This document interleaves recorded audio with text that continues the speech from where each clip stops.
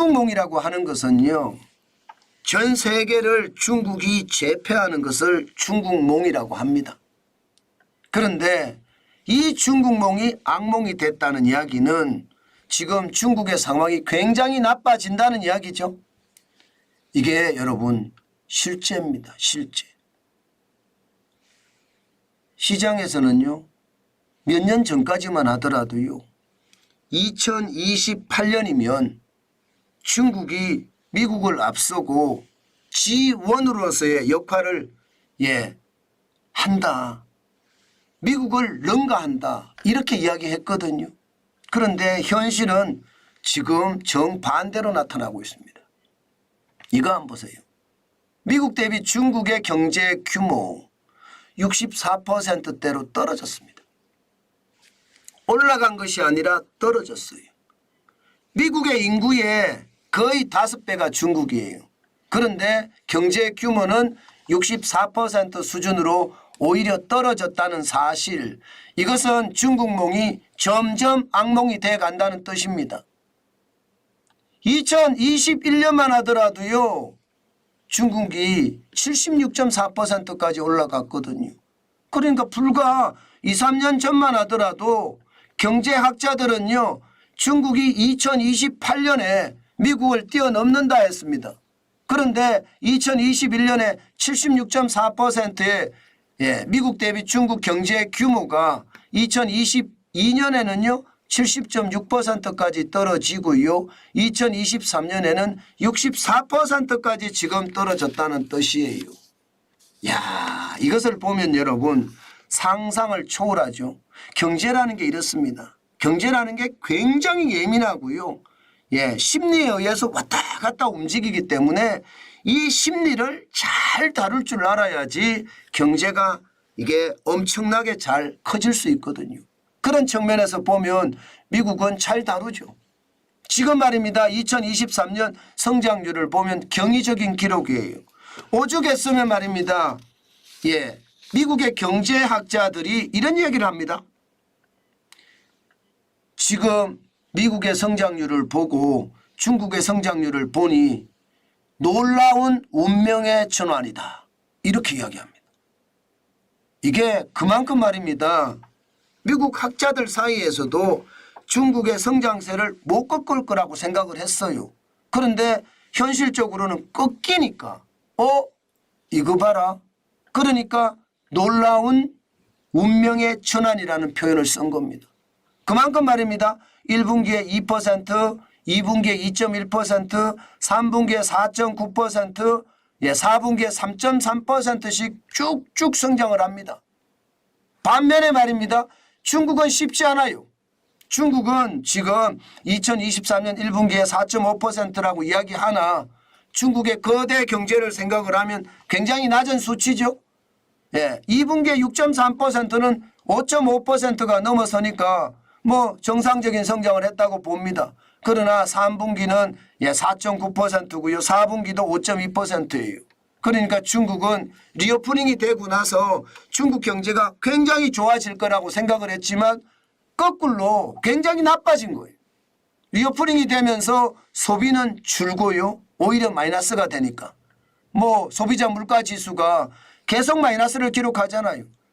생산자 물가지수도 계속 마이너스를 기록하고, 이것은 말입니다. 디플레이션의 공포거든요. 실제 디플레이션이 지금 중국은 덮쳤다 이렇게 표현을 합니다. 디플레이션이라는 게 저성장 저물가잖아요. 저성장 저물가는 경기가 계속 하락한다는 뜻이에요. 이렇게 하락을 하게 되면요, 경제는 꼬꾸라질 수밖에 없는데 지금 중국은 그 상태에 놓였다 이렇게 이야기합니다. 결국 중국과 미국의 격차는 점점 벌어지면서 중국몽은 지금 아스라이 누구 말만 따나 형장의 이슬로 사라진다 이런 말처럼 없어지는 것 같은 느낌이 듭니다. 이러니까 중국이 다급한 거예요. 솔직히 굉장히 다급해졌습니다. 왜 다급해졌나? 실질적인 행동에서도 나타납니다. 돈 풀잖아요. 막 풉니다. 중국의 직업준비율 역대 최저입니다. 2024년 2월 5일부터 시행이 되거든요. 지금 직업준비율이 10%예요. 총 예금 대비해서 현금을 준비해야 하는 게 역대 최저입니다. 10%면. 이게 2011년 6월 20일만 하더라도 21.5%였거든요. 예, 2021년 10월 12일에도 10.5%까지 떨어졌던 게 다인데 지금은요. 작년 9월 15일에 10.5%까지 떨어뜨린 것을 지금 2월 5일은 오지도 않았습니다. 아직. 2024년 2월 5일 오지도 않았잖아요.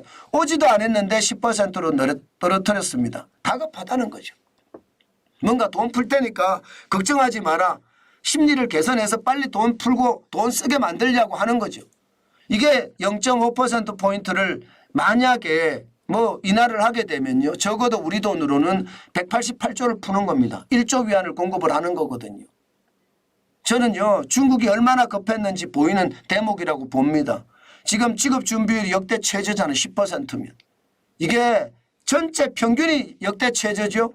중국 금융권의 가중평균 지급준비율 6.9%밖에 안 됩니다. 이건 제가 봐서는 굉장히 위험한 수준이에요. 이러다가 경제가 이게 회복이 안 되면 어떻게 될까요? 중국 경제 무너집니다. 저는 그렇게 봅니다. 저는 무너져도 왕창 무너질 거예요. 예, 자칫 잘못하면 금융위기로 발전할 수도 있습니다. 제가 중국 국가부도 사태 올 수 있다고 말씀을 드렸는데 올 수 있습니다. 지금처럼 말입니다. 지급준비율이 6.9%까지 내려가잖아요. 최악의 상태 맞을 수도 있어요. 지금 이 돈을 풀었는데 경기가 좋아지지 않으면 어떻게 될까요? 중국 경제 무너진다니까요. 지금 그런 기운이 굉장히 강합니다.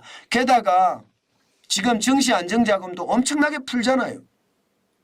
글로벌 금융위기 때 8천억 위안 풀었던 게 지금 2조 위안 풉니다. 372조 원. 예, 그런데도 불구하고 외국인들은 계속 빠지고 있다는 게 문제죠. 예, 돈을 푸는데도 외국인의 빈자리를 다 메꿀 수 없다는 뜻인가요? 이렇게 되면 중국은 부채가 계속 쌓일 수밖에 없습니다. 정시안정기금으로 2조 위안, 우리 돈으로 372조인데 이렇게 풀어댔는데도 시장이 안정이 안 된다? 그러면요, 앞으로 더 큰 위험이 닥칠 수도 있습니다. 실질적으로도 그게 나타납니다. 지금 보시다시피 상해 종합지수가 1월 22일 다시 말해서 경기 부양책을 발표하기 직전까지만 하더라도 2756.34를 기록을 했거든요. 2020년 3월 20일 2745.62하고 비슷합니다. 그런데 발표를 하고 나니까 올라가긴 올라갔어요.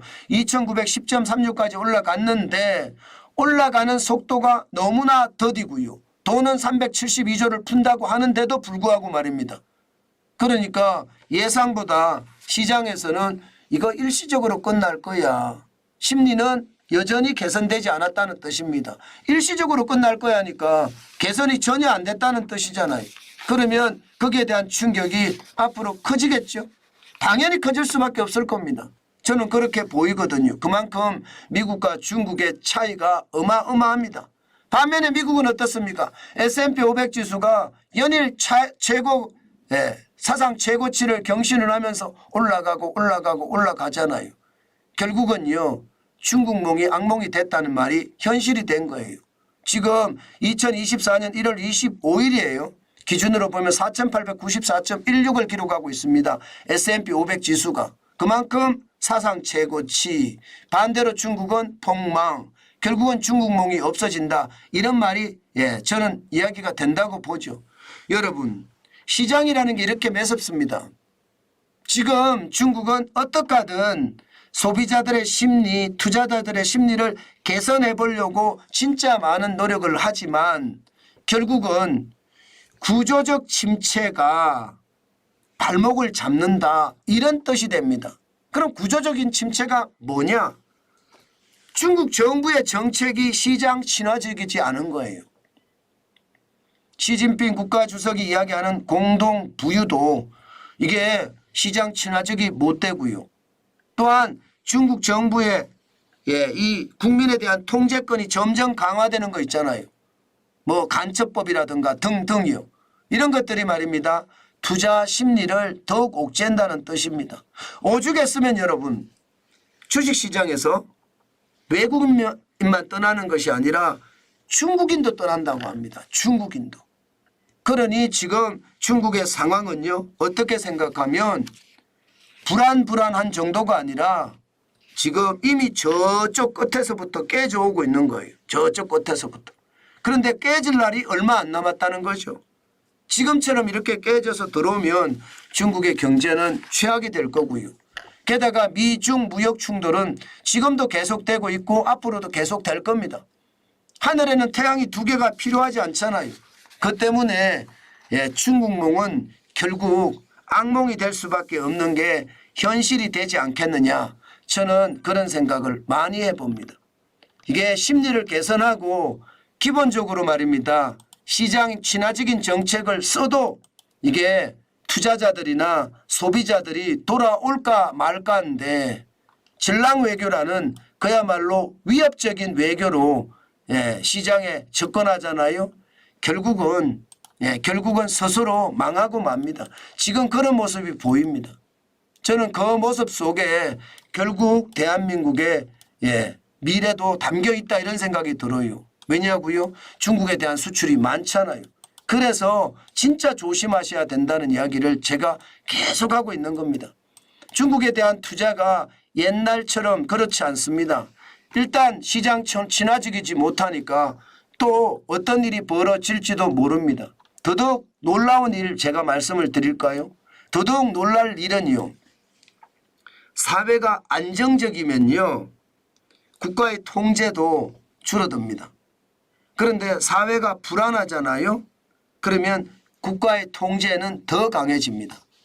지금 중국이 그 모양이 아닐까 싶어요. 사회적 불안 요소가 굉장히 커지고 있고 실업률이 워낙 높아지기 때문에 말입니다. 그래서 국가의 통제가 더 강해지지 않을까. 그 때문에 외국인 투자자들은 자꾸 더 꺼리는 겁니다. 일반적으로 그런 이야기 하잖아요. 악화가 양화를 구축한다. 악화, 나쁜 돈이 양화, 좋은 돈을 쫓아낸다는 뜻이에요. 구축한다는 뜻이. 그러면 그런 일이 미국에서, 참 중국에서 일어나지 않으리라는 보장 없습니다. 이미 일어나고 있기도 하고요.